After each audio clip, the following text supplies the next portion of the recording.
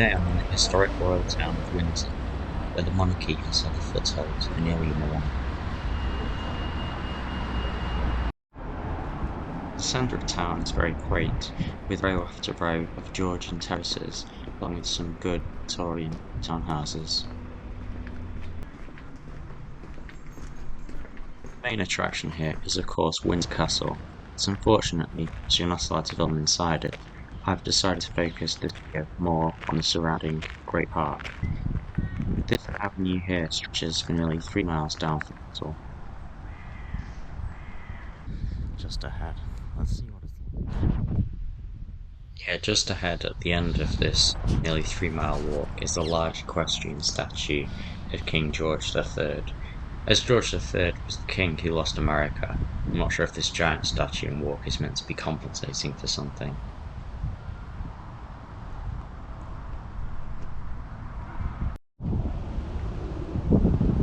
Unfortunately, I couldn't make it down to see the statue as there is an event on in the deer park. Perhaps the king was out hunting.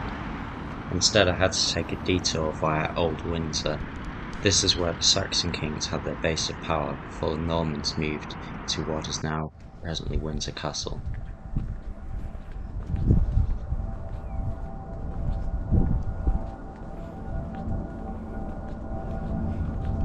Old Windsor today is about as far from a place of power as you can get. It's just a typical sleepy English village situated in the rolling Berkshire countryside.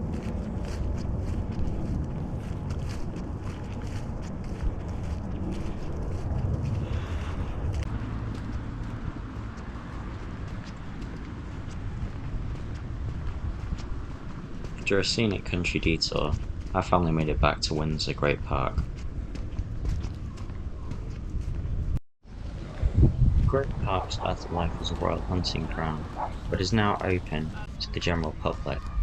It's full of old monuments, such as this one to the Duke of Cumberland putting down the Scottish Jacobite rebellion in the 1700s. Duke of Cumberland also helped build this large lake, Virginia Water Lake, in front of you. He got his troops to help dig it out for the king's enjoyment. It's truly enormous.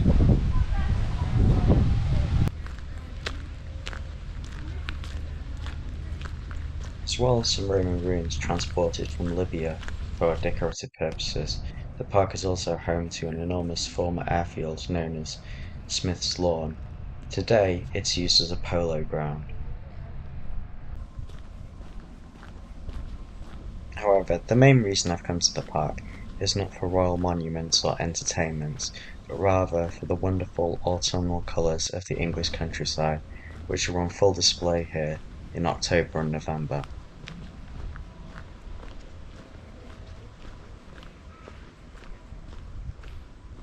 Under the blue skies, English staples like the oak and ash are joined by more exotic plants like the red-leaf Japanese maple and the tall trees of the New World.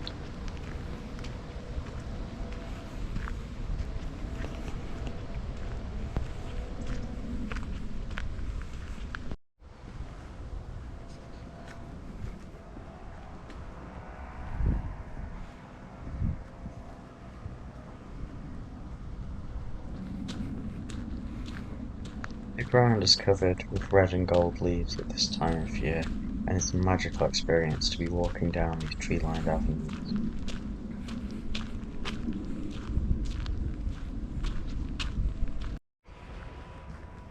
Here the tall Italian cypresses almost give lie to a Mediterranean atmosphere.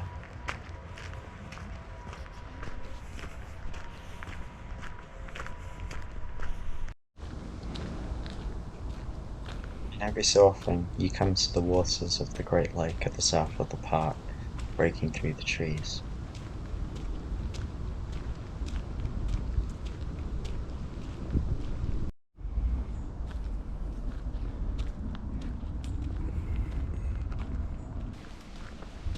There's a sense that autumn is a time of transition, a past waiting to be travelled, with new roads stretching ahead.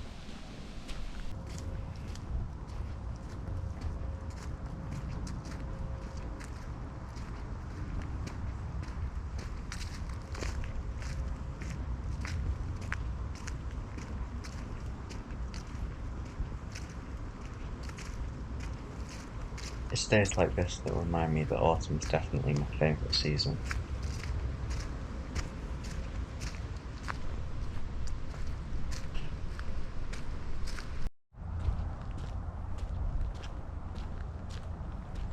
To come to one of my favourite bits of the park.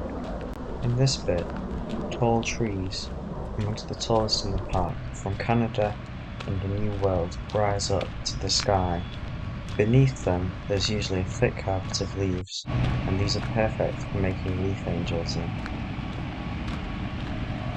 Unfortunately today, they've all been hoovered up by busy workmen on the path ahead.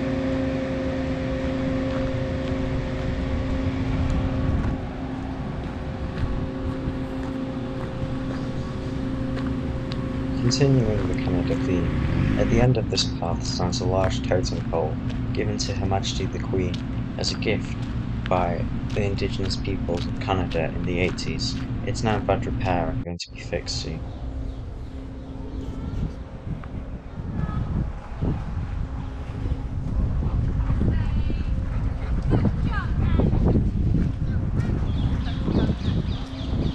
Here I walked out of the park via the village of Virginia Water and took the train back to London.